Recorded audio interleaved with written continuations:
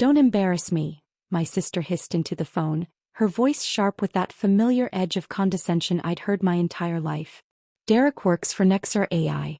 They're worth billions. His colleagues will be at dinner tonight and I need you to just blend in. Can you do that for once? I sat in my apartment looking out at the San Francisco skyline, my coffee growing cold in my hand. Sure, Amanda. I can blend in. Good. And please, for the love of God, don't talk about your startup thing. Nobody wants to hear about another failed tech venture. Derek's colleagues are actual professionals. I said nothing. What was there to say? Amanda had been my older sister for 32 years, and in all that time she'd never once asked what I actually did for a living. She'd decided my story when I was 23 and working out of a garage, and that story had never updated in her mind, no matter how many times I'd tried to tell her otherwise. Maya? Are you listening? I'm listening. 7 o'clock at Prospect. I'll be there. And wear something nice. Not those jeans you always wear. Derek's VP of Product Development. His boss might even show up. These people matter. The call ended. I looked down at my phone, then at my laptop where 3 acquisition offers sat in my inbox, each one north of $800 million. I'd been fielding calls from Goldman Sachs all week about our IPO timeline. Tomorrow I had a meeting with our lead investors about expanding into the European market, a move that would push our valuation past $2 billion. But to Amanda I was still the family disappointment playing with computers in a garage. I arrived at Prospect at 6:55 p.m. deliberately early. The restaurant was the kind of place where tech money met old money, where deals got made over Wagyu and wine that cost more per bottle than most people's monthly rent. I'd eaten here 24 times, usually with investors or board members. Tonight I was here as Amanda's charity case of a little sister. She spotted me immediately, her face doing that thing it always did. A quick scan of my outfit, a microscopic frown, a resigned sigh. I'd worn black slacks and a silk blouse, but clearly it wasn't enough. You're here, she said, kissing the air beside my cheek. Derek's running a few minutes late. Big meeting. You understand. Of course. We sat at a table for 6. Amanda's hands were nervous, adjusting her napkin, checking her phone, reapplying lipstick. I recognized the anxiety. She'd always cared desperately about what people thought, about her position in whatever social hierarchy she'd constructed in her mind. So, she said, not quite meeting my eyes, how's the job search going? I'm not looking for a job. Right. Your startup. How's that going? Still just you and a couple of guys in a garage. I took a sip of water. Something like that. You know, it's not too late to get a real job. Derek says Nexara is always hiring. Maybe something in marketing or operations. Entry level, but it's a foot in the door. That's kind of you to think of me. She leaned forward, lowering her voice. I'm serious, Maya. You're 30 years old.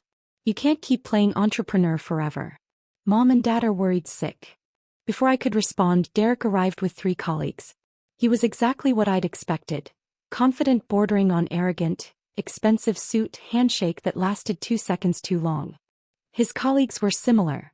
Successful, self-assured, eager to talk about Nexara's latest product launch. Everyone, Amanda said, her voice bright with pride. This is my sister, Maya. Nice to meet you, I said, shaking hands. Maya's between things right now, Amanda continued, and I watched her weave the narrative she needed. Figuring out her next move. But I keep telling her, Nexara's always hiring. The colleagues smiled politely. Derek launched into a story about their latest AI model, how they'd secured a contract with 3 Fortune 500 companies, how the company was on track to hit $1 billion in revenue next year. We're revolutionizing enterprise AI, he said, and I could hear the talking points he'd memorized. Our CEO is brilliant. She's taking us public next year. This is the ground floor of something massive. That sounds exciting, I said. Throughout dinner I listened. Derek talked about quarterly targets and product roadmaps.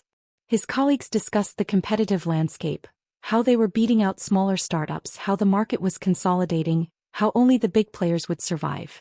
These tiny companies, one of them said, laughing, they think they can compete. It's cute, really. They don't understand enterprise sales. They don't have the infrastructure. Amanda glanced at me nervously, and I knew what she was thinking, that I was one of those cute, doomed startups. I smiled and asked intelligent questions. playing the part she needed me to play. Derek's phone buzzed during dessert. He glanced at it and his face shifted into something more serious. That's the CEO. Board meeting's been moved to Monday morning, 9 a.m. sharp. All executives required. On a Monday, one of his colleagues groaned. She doesn't mess around. If she calls a meeting, it's important. Derek turned to Amanda, squeezing her hand. Babe, I might need to prep all day Sunday. Of course, Amanda said. Whatever you need. As dinner wound down, Amanda walked me to the valet stand. Thank you for coming, she said. And for not, Not what? Not making it weird. Derek's colleagues are important. His career is really taking off. She paused. I know you don't understand this world, but appearances matter. The people you associate with, the impression you make, it all matters. I looked at my sister, really looked at her. She was 2 years older, but sometimes the gap felt like decades. I'm happy for you, Amanda. Derek seems nice. He is. He's going places. VP now, but his boss loves him. Could be C-suite in 2 years. She lowered her voice. That's the kind of stability you should want, Maya. Not this startup lottery ticket nonsense. The valet brought my car, a Tesla Model S, 3 years old, paid in cash. Amanda didn't comment on it. She never did. I think she'd convinced herself it was leased or that I'd gotten some kind of deal. See you at Mom and Dad's next week? She asked. I'll be there.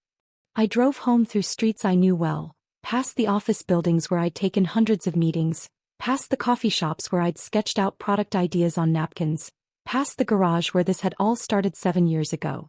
7 years. That's how long it had been since I'd left my job at Google to start Nexara AI. Yes, Nexara. The same company Derek worked for. The same company Amanda thought was too prestigious for her disappointment of a sister to even understand. I'd founded it with 2 MIT classmates when I was 23. We'd bootstrapped for 8 months, living on ramen and determination, before landing our first angel investment. Then a seed round. Then Series A, B, C. We'd grown from 3 people to 800. We'd gone from one product to a full enterprise suite. We'd gone from hoping to make rent to turning down acquisition offers from Microsoft and Salesforce. And through it all, I'd never told my family. Not because I was hiding it. Because they'd never asked. Because every time I tried to explain, they talked over me, changed the subject, or offered me career advice for jobs I didn't need. My father thought I did something with computers. My mother told her friends I was still figuring things out. Amanda had decided I was a failure, and no amount of evidence would change her mind. So I'd stopped trying. I'd learned to blend in, to nod along, to let them believe whatever made them comfortable. But Monday morning was going to be interesting. I spent Sunday preparing for the board meeting. We had serious decisions to make. Whether to accept Goldman's IPO timeline, how to structure our European expansion, whether to acquire 2 smaller competitors or let them die on the vine. I reviewed the deck our CFO had prepared, made notes on the financials and confirmed attendance with all board members. This wasn't just any meeting. We were discussing the future of a company that now employed 847 people and held contracts with 60% of the Fortune 100. My executive assistant had confirmed everyone's attendance, including the 6 new members of our leadership team who'd been hired in the past quarter. Derek Chin, VP of Product Development, had been with us for 3 months. His hiring had been my COO's call. Derek had come from IBM with strong credentials and a track record of successful product launches. I'd met him briefly during his final interview, but he'd been nervous, focused on the COO and CTO. I'd asked 3 questions, nodded at his answers, and let my team make the final decision. We hired him a week later. He had no idea who I was. Why would he? I was just another person in the interview room, another face in the building.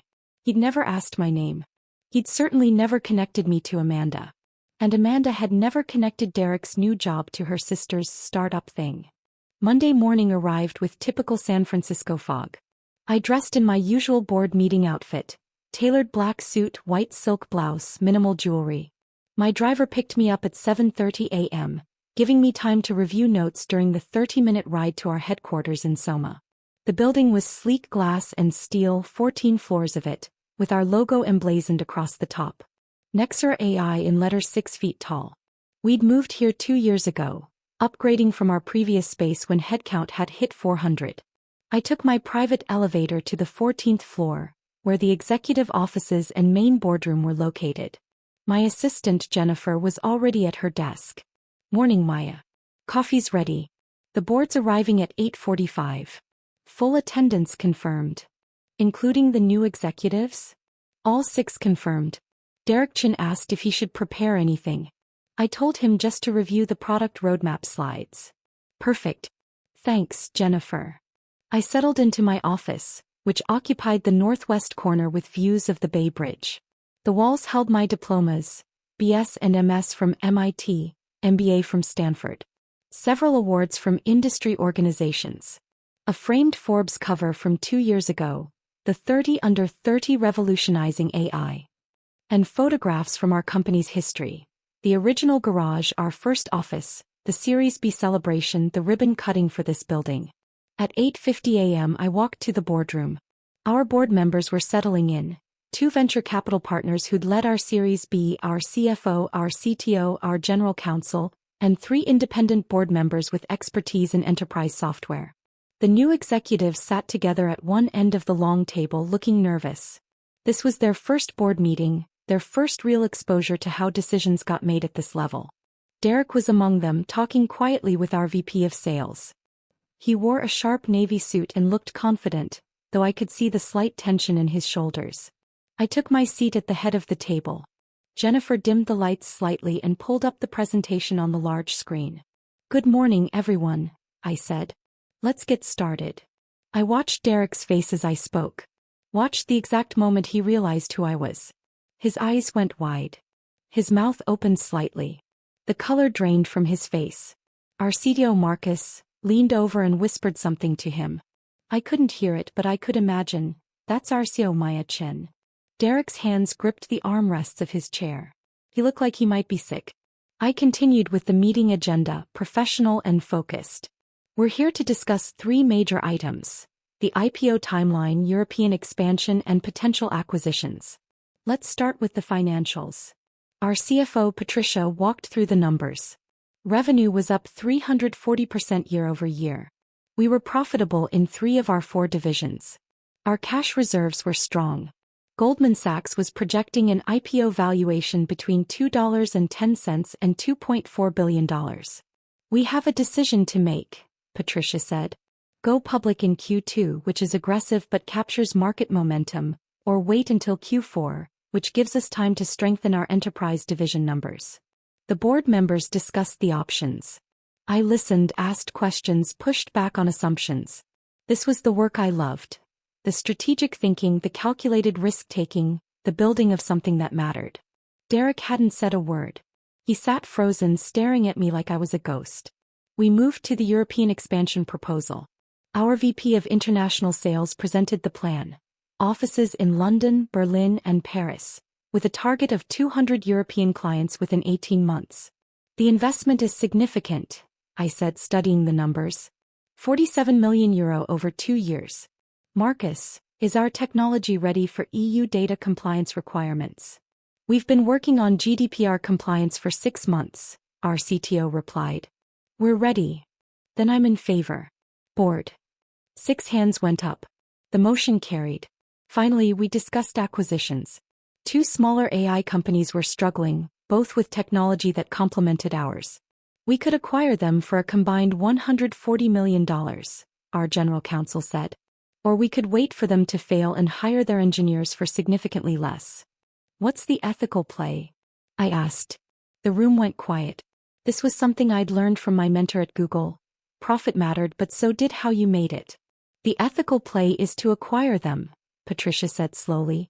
"Keep their teams intact, preserve their technology, honor their vision. Even if it costs more. Then that's what we do. Draft the offers. Be generous with the founders. They built something valuable even if the market didn't cooperate." The meeting continued for another hour. We discussed product roadmaps, competitive threats, talent acquisition. Derek's team presented updates on the new AI model they'd been developing. It was solid work, I noted. He might be personally disastrous, but he wasn't incompetent. As the meeting ended, people gathered their materials and headed out. The new executives clustered together, clearly overwhelmed by their first board meeting.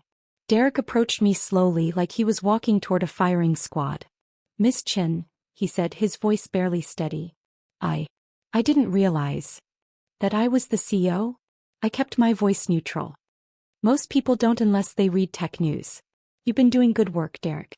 The new model launch is ahead of schedule. Thank you. He swallowed hard. I met your sister, Amanda. I know. She's mentioned you. She never said. She told me you were between jobs, figuring things out.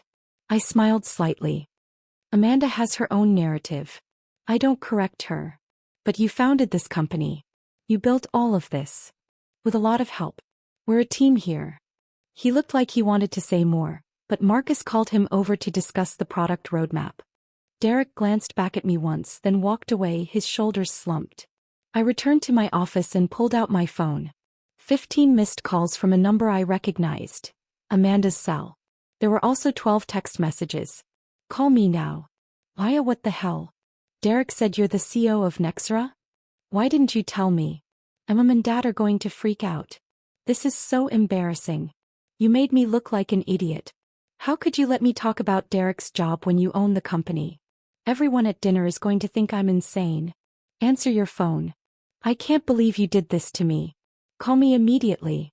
I set the phone down and looked out at the city. Somewhere out there, Amanda was having a meltdown. Derek was probably reconsidering his engagement. My parents would hear about this soon if they hadn't already. And I felt nothing. No satisfaction. No anger. Just a quiet, distant sadness. Jennifer knocked on my door. Your 11 a.m. is here. The Goldman Sachs team. Thanks. I'll be right there. I stood up, straightened my jacket, and prepared for the next meeting. There was work to do. An IPO to plan. A company to build. Hundreds of employees counting on us to make the right decisions. My phone buzzed again. Amanda calling for the 16th time. I turned it off and went to meet with Goldman Sachs. The rest of Monday was a blur of meetings. Goldman's team was eager, almost pushy, about accelerating our IPO timeline. They saw a window in the market. Tech stocks were hot, AI was the next big thing, and our numbers were exceptional. Q2 is aggressive but achievable, their lead banker said. Your story is compelling. Female founder, MIT background, built this from nothing. Investors will eat it up. I don't want to sell a story, I replied. I want to sell a sustainable business. It's the same thing in the market's eyes. We debated valuations, timing, risk factors. By the time they left at 4 p.m., I had a headache forming behind my eyes. Jennifer appeared in my doorway. You have 17 calls from your sister. And your mother called the main line 3 times. She said, and I quote, "Tell Maya that family is more important than some meeting." I rubbed my temples. What did you tell her? That you were in meetings with Goldman Sachs regarding our IPO and would call her when available. And her response? She asked what an IPO was. I explained. Then she got quiet and hung up. I almost smiled. Thanks, Jennifer. Also, Derek Chin requested a meeting with you. He seemed distressed. Tomorrow. Put him down for 2 p.m. That evening, I drove to my apartment in Pacific Heights. A 2-bedroom place I'd bought 3 years ago when the company's Series C had closed. It was nice but not ostentatious. The kind of place a successful professional might own, not a CEO about to take a company public. I poured a glass of wine and finally turned on my phone. 43 missed calls. 37 text messages. 6 voicemails. I started with the voicemails. The first was Amanda, her voice high and strained. Maya, what the actual hell? Derek came home and said you're the CEO? Of his company. How is that even possible? Call me back right now. The second was my mother. Maya, Amanda just told us you run some computer company? Is this true? Why wouldn't you tell us? Your father wants to know if this is some kind of joke. The third was Amanda again, crying. You let me introduce you as between jobs. You let Derek talk about his important job. Everyone thinks I'm a complete idiot. How could you do this to me? The fourth was my father. Maya, your mother and I are very confused. Amanda says you're quite successful, but we don't understand why you've been lying to us. Please call us and explain what's going on. The fifth was Derek, his voice carefully controlled. Miss Chin, this is Derek. I wanted to apologize for For anything inappropriate I may have said at dinner Friday. I had no idea about your relationship to Amanda or your position at the company. I hope this won't affect my employment. Please call me. The sixth was Amanda again, angry now. You know what? This is typical. Everything always has to be about you. You couldn't just let me have this one thing. You had to be the CEO of Derek's company. You're so selfish, Maya. Don't bother calling me back. I deleted all 6 and scrolled through the texts. They followed the same pattern: shock, embarrassment, anger, confusion. My mother. Why didn't you tell us you were successful? We're your parents. My father. I don't understand why you would hide this. We thought you were struggling. Amanda. Everyone from dinner knows now. Derek's boss called him. They're all talking about it. This is the most humiliating thing that's ever happened to me. And then, buried among the angry messages, one from Amanda sent at 9:47 p.m. Derek's boss wants to meet me. He said he didn't know the CEO was my sister. He called me Mchin. Like I'm important because of you. This is so backwards. I'm supposed to be the successful one. There was the heart of it. I was supposed to be the failure. That was the role I'd been assigned in our family's story. Amanda was the successful older sister with the prestigious job and the impressive boyfriend. I was the little sister who couldn't get her life together. Except none of it was true. And now the story had collapsed and everyone was scrambling to write a new one. I didn't call anyone back. Not that night. Instead, I opened my laptop and reviewed the deck for tomorrow's executive team meeting. We had deadlines to hit, features to ship, clients to serve. The drama of my personal life was exactly that. Personal. It had no place in the boardroom. Tuesday morning I arrived at the office at 7 a.m. The executive team meeting was at 8:30, followed by Derek's one-on-one at 2 p.m. The executive meeting went smoothly.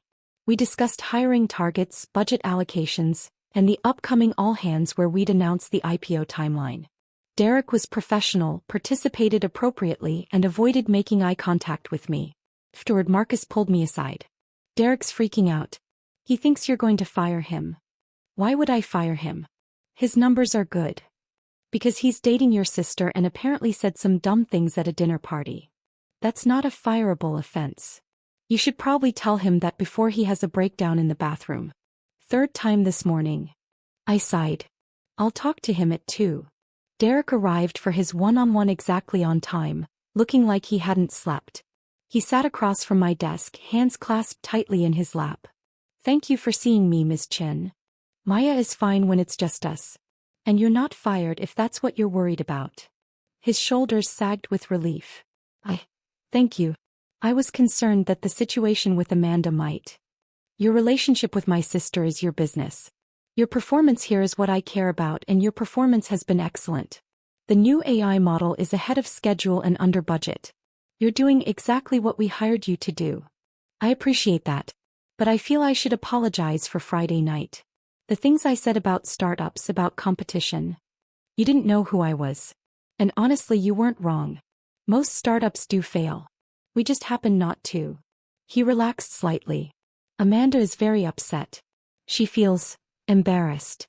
I understand. She wants to know why you never told her. Or your parents. He paused. If I'm being honest, I'd like to know too. This is a billion-dollar company. You're about to go public. How does your family not know? I considered how much to share. Derek was my employee, but he was also dating my sister. Whatever I said would likely get back to her. They never asked, I said finally. I tried to tell them in the beginning. But my father would change the subject. My mother would offer career advice. Amanda decided I was a failure and nothing I said could change her mind. After a while I stopped trying. But surely when the company got bigger. Derek, what does Amanda tell you about me? He shifted uncomfortably. That you're figuring things out. That you've had some career struggles. That she worries about you. And in 3 months of dating her, did you ever ask my name? He went pale. No, I didn't. Did you ask what company I worked for? What I studied in school? Anything specific about my life? She said you didn't like to talk about it. She said that because she doesn't want to hear the answer. Because if she knew the truth, she'd have to rewrite the story she's been telling herself for 10 years. And that story is important to her. Derek was quiet for a long moment. She called me this morning. She's angry that I brought you into her workplace. She doesn't understand why I didn't tell her you were my Sue. What did you say? That I didn't know. That you were just Maya to me. Another person in the building. He rubbed his face. She accused me of choosing you over her. And what did you say to that? That she was being irrational. That you're my boss and I'm grateful to have this job. That her feelings about you don't change my professional obligations. He met my eyes. She didn't like that answer. I imagine not. She wants me to quit. The words hung in the air between us. And are you going to? I asked. No, he said firmly. This is the best opportunity of my career. I left IBM specifically for this role. And he hesitated. I'm starting to see some things about Amanda that concern me. I said nothing, just waited. She's very focused on status. On appearances. On being better than other people. He shook his head. I thought it was just ambition, but after this weekend, I don't know. The way she talks about you. The way she's more upset about being embarrassed than about having completely misunderstood her sister's life. It's not. Not what you signed up for? Yeah.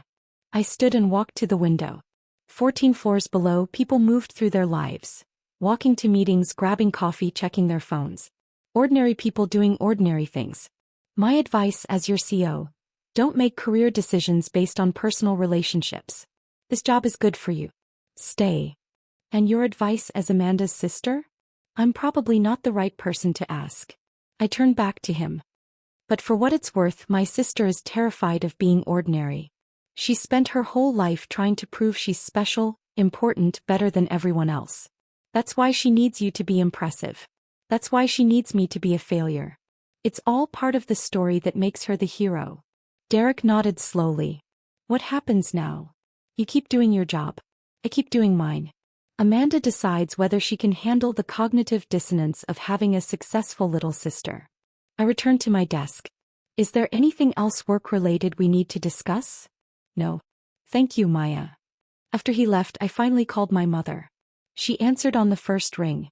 Maya. Hi, Mom. You have some explaining to do, young lady. I almost laughed at being called young lady when I was 30 years old and about to take a company public. What would you like to know? For starters, why your father and I had to learn from Amanda that you're apparently some kind of executive. Running a billion-dollar company. I'm the CEO and founder. We're valued at approximately $2.2 billion pending our IPO. Silence. Then, your father wants to talk to you. Hold on. Muffled sounds of the phone being passed. Maya, this is your father. Hi, Dad. Your mother and I are very confused. We thought you were working on a small startup. Some kind of computer project. It was a small startup. 7 years ago. We grew. Why didn't you tell us? I tried. You asked me once what I did and I said I founded an AI company. You said, that's nice, and asked if I'd seen your golf clubs. I don't remember that. I do. It was at Christmas 4 years ago. I tried to explain that we just closed a $50 million funding round. You interrupted to tell me about Amanda's promotion at work. Another silence. Maya, we're your parents. We should have known. Should you have? When was the last time you asked me a specific question about my work? My life? Anything beyond, how are you? We ask about you all the time. You ask Amanda about me. You ask if I've gotten my life together. You ask when I'll find a real job. But you've never actually asked me what I do. I heard my mother's voice in the background. Let me talk to her. The phone exchanged hands again. Maya, we're trying to understand. Why would you hide something like this? I didn't hide it, Mom. I just stopped trying to force you to see it. You decided who I was 10 years ago and nothing I said would change your mind. That's not fair. Isn't it? When was the last time you introduced me to someone without apologizing for me first? Without saying I'm still figuring things out, or going through a phase? We were trying to be supportive. Were you? Or were you trying to maintain the story where Amanda is the successful one and I'm the struggling one? Has that story made sense to you? It was comfortable. My mother's voice went cold. You're being very cruel right now. I'm being honest. There's a difference. Amanda is devastated. She says you humiliated her in front of Derek's colleagues. I sat at a dinner and listened to Derek talk about his job. At a company I founded. While Amanda introduced me as between jobs. How exactly did I humiliate her? You should have told her who you were. She never asked. In 30 years, Mom, she has never once asked me a single genuine question about my life. She decided I was a failure and she needed me to stay that way so she could feel superior. That's a horrible thing to say about your sister. It's the truth. And you enabled it. Both of you did. You praised her for getting a middle management job at a regional bank while I was raising $100 million in venture capital. You bragged about her $80,000 salary while I was turning down acquisition offers for $400 million. You believed her story because it was easier than seeing me. I heard my father's voice again, muffled. What's she saying? She's saying we failed her, my mother said, and her voice cracked. That we didn't see who she really was. Because you didn't want to, I said softly. It was easier to have one successful daughter and one struggling daughter. It was a simpler story. Why? My mother was crying now. We didn't mean. We thought. I know. But intention doesn't erase impact. What do we do now? I don't know, Mom. That's up to you. I ended the call and sat in the silence of my office. Through the glass walls I could see my team working.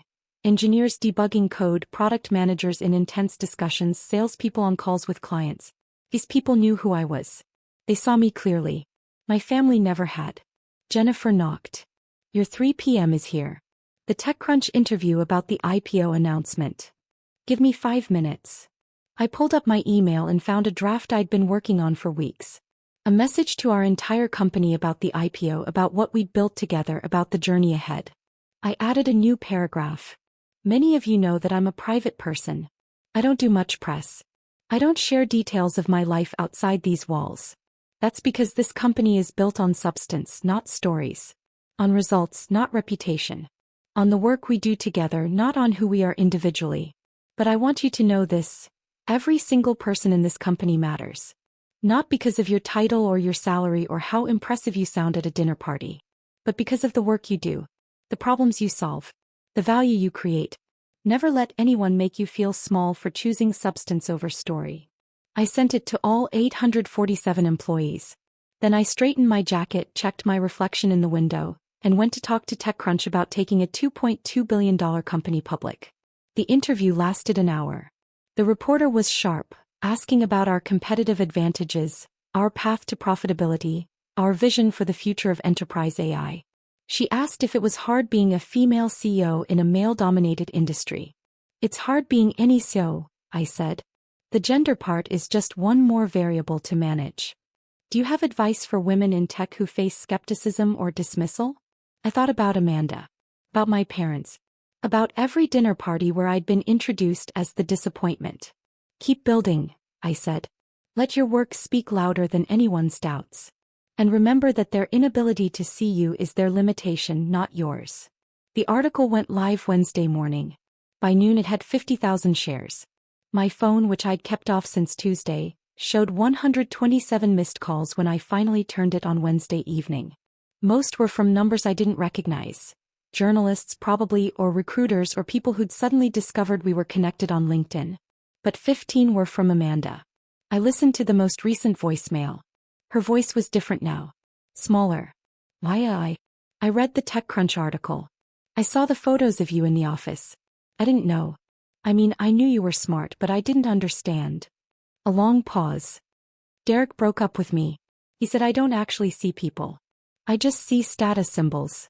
He said I treated you like a status symbol too. A negative one, but still. She laughed, but it sounded broken. I don't know what to do with that.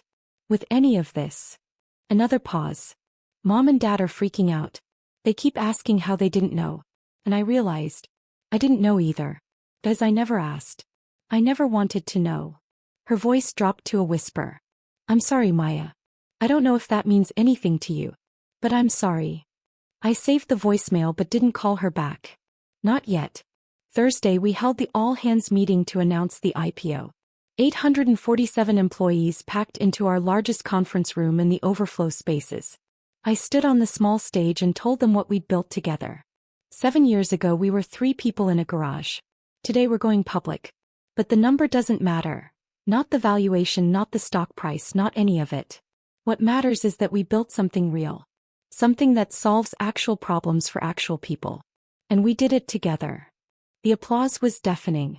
Afterward, Derek approached me. That was a good speech. Thanks. How are you doing? Better. I talked to my therapist about the Amanda situation. Apparently, I have some patterns to work on. He smiled wryly. But I'm grateful for this job. For the clarity it's given me about what matters. I'm glad you're staying. Me too. Friday afternoon, I finally called Amanda. Hiya, she said, and I could hear she'd been crying. I got your voicemail. All 15 of them? Just the last one. Silence. Then, I've been thinking a lot this week. About what kind of sister I've been. What kind of person. Her voice wavered. Derek was right. I don't see people. I see categories. Status. Where people fit in the hierarchy I've built in my head. I know. You were supposed to be the struggling one. The one who made me look good by comparison. And when that turned out to be completely false, I didn't know how to handle it. Amanda. Let me finish. Please. She took a shaky breath. I've spent this whole week being angry at you. For embarrassing me. For not telling me. For letting me look like an idiot. But the truth is, I'm the one who made myself look like an idiot. By never caring enough to actually know you. I walked to my office window looking out at the city lights. I read every article about you I could find, Amanda continued. Forbes, TechCrunch, the Wall Street Journal profile from last year. And I kept thinking, this is my sister. My little sister. And I don't know her at all. No, I said quietly. You don't. Can I? Her voice was so small. Can I get to know you? The real you. I don't know, Amanda. Can you handle it if the real me doesn't fit into your hierarchy? If I don't make you look good by comparison? That's fair. That's more than fair. She laughed sadly. God, I'm such a mess. Derek's gone. Mom and Dad are having some kind of crisis about their parenting. And I'm realizing that I built my entire identity around being better than you, and now that's gone and I don't know who I am. Maybe that's a good thing. Maybe. Pause. The truth is, I'm proud of you. I should have said that first. I'm proud of you and impressed and kind of in awe. You built something incredible. And you did it while we all dismissed you. That takes. I can't even imagine how strong you had to be. Tears stung my eyes. Thank you. Will you have coffee with me? Sometime. When you're not busy taking over the world. I'd like that. Really. Really. But Amanda, if we do this, if we try to build an actual relationship, it has to be real. No performances. No status games. Just two sisters trying to actually know each other. I can try. I want to try. Then let's try. We set a date for the following Tuesday. After I hung up, I sat in the growing darkness of my office and let myself cry. For the years of being invisible, for the sister I'd never really had, for the possibility that maybe finally we could start again. Monday morning, the IPO paperwork was filed. By Wednesday, we'd set a date, June 15th. By Friday, Goldman Sachs was projecting we'd open at $2.4 billion. None of it felt as important as the coffee I had with Amanda on Tuesday. We met at a small place in North Beach, far from both our offices. She was already there when I arrived, looking nervous and tired and more real than I'd ever seen her. Hi, she said. Hi. We ordered coffee. For a moment we just sat there, two strangers who happened to share DNA in a childhood. I don't know where to start, Amanda said finally. Tell me about your job. Your actual job, not the impressive-sounding version. What do you do every day? She blinked, surprised. I manage a team of 5 people in commercial lending. We process loan applications for small businesses. Honestly, it's kind of boring. But I'm good at it. That sounds valuable. Small businesses need financing. It is valuable. But it's not. I'm not a VP. I'm not changing the world. I'm just doing a job. Most people are just doing a job. There's no shame in that. I know. But I spent so long pretending it was more than it was. Pretending I was more than I was. She met my eyes. Because I was scared that if I wasn't more, I was nothing. You're not nothing, Amanda. You never were. Then why did I need you to be less? Why did I need you to fail? Because you learned that love is conditional. That our parents' approval depends on achievement. That you have to earn your place in the family hierarchy. I stirred my coffee. We both learned that. I just responded differently. How? How did you keep building when everyone around you said you'd fail? I found people who saw me. My co-founders. Our early investors. The team we built. They saw me clearly, so it mattered less that you didn't. Amanda's eyes filled with tears. I want to see you clearly. I want to be someone who sees people clearly. Then start by seeing yourself clearly. Not the version you think you should be. The actual person you are. We talked for 2 hours. About her real job and my real job. About her breakup with Derek and what she'd learned from it. About our parents and the ways they'd failed us both. About the possibility of something different. As we were leaving, Amanda hugged me. Really hugged me, not the air kiss performance from before. Thank you, she whispered. For giving me a chance. Thank you for asking for one. June 15th arrived warm and clear. I stood on the floor of the NASDAQ exchange with my co-founders, Marcus and Jennifer, watching our stock price climb. We opened at $54 per share, valuing the company at $2.6 billion. My parents were there, looking proud and confused and desperately trying to understand the daughter they'd never really known. Amanda was there too, standing off to the side, clapping when the bell rang, taking photos for her Instagram with the caption, "My sister is a badass." No qualifications. No explanations. Just truth. After the ceremony, as we celebrated with champagne and congratulations, Amanda pulled me aside. I know this is your day. Your moment. But I wanted to tell you I started therapy. To work on the status thing. The comparison thing. All of it. I'm proud of you for that. And I'm proud of you for this. She gestured at the celebration around us. For all of this. For building something real while I was busy building something fake. Your life isn't fake, Amanda. It's just been hiding behind a story. Well, I'm done with that story. I want a real one. He smiled, and it was genuine. Starting with having a sister who actually knows me. And who I actually know. I'd like that. We stood together and watched the stock ticker, two sisters finally seeing each other clearly.